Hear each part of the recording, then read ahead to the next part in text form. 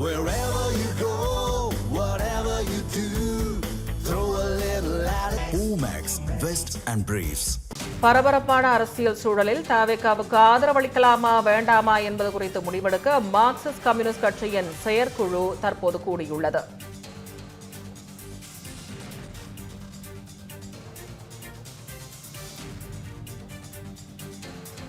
தவேகாவுக்கு ஆதரவளிக்கலாமா வேண்டாமா என்பது குறித்து முடிவெடுக்க மார்க்சிஸ்ட் கம்யூனிஸ்ட் கட்சியின் செயற்குழுவானது கூடியுள்ளதாக அண்மை செய்தியை பார்த்துக் கொண்டிருக்கிறோம்.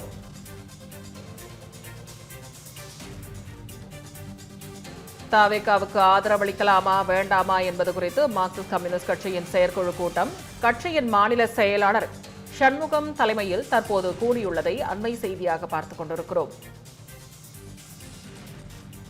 தவேகா ஆட்சி அமைக்க ஆதரவளிக்கலாமா வேண்டாமா என்பது குறித்து கூட்டத்தில் முடிவெடுக்கப்பட உள்ளது குறிப்பிடத்தக்கது. இது தொடர்பான கூடுதல் விவரங்களை பதிவு செய்வதற்காக நமது தலைமை செய்தியாளர் விக்னேஷ் இணைப்பில் இருக்கிறார். வணக்கம் விக்னேஷ். பரபரப்பான இந்த அரசியல் சூழலில் தற்போது இந்த கூட்டமானது நடைபெற இருக்கிறது. மார்க்சிஸ்ட் கம்யூனிஸ்ட் என்ன முடிவெடுக்க போகிறது என்பது தமிழ்நாட்டே எதிர்பார்த்து கொண்டிருக்கிறது. இந்த நேரத்தில் இந்த கூட்டம் தொடர்பான விவரங்களை பதிவு செய்யுங்க விக்னேஷ். திவ்யா வணக்கம்.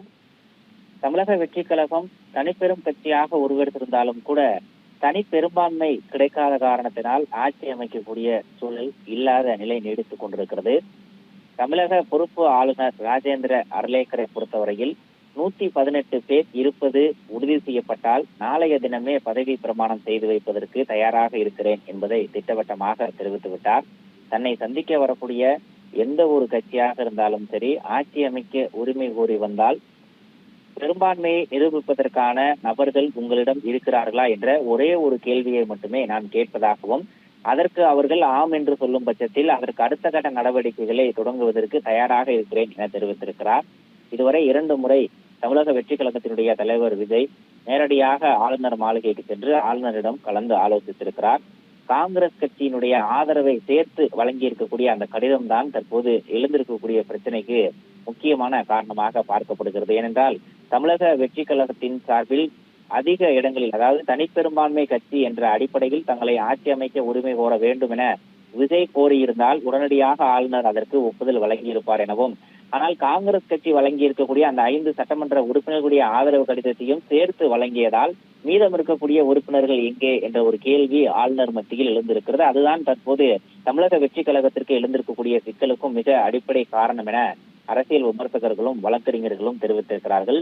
இந்த நிலையில் அதற்கு அடுத்தபடியாக என்ன செய்வது என்ற கேள்வி எழுந்திருக்கக்கூடிய நிலையில் திமுக கூட்டணியில் அங்கம் வைக்கக்கூடிய விடுதலை சிறுத்தைகள், மார்க்சிஸ்ட் கம்யூனிஸ்ட், இந்திய கம்யூனிஸ்ட் கட்சியுடைய ஆதரவை பெறுவதற்கு தமிழக வெற்றி கழகம் தீவிரமாக இறங்கியிருக்கிறது.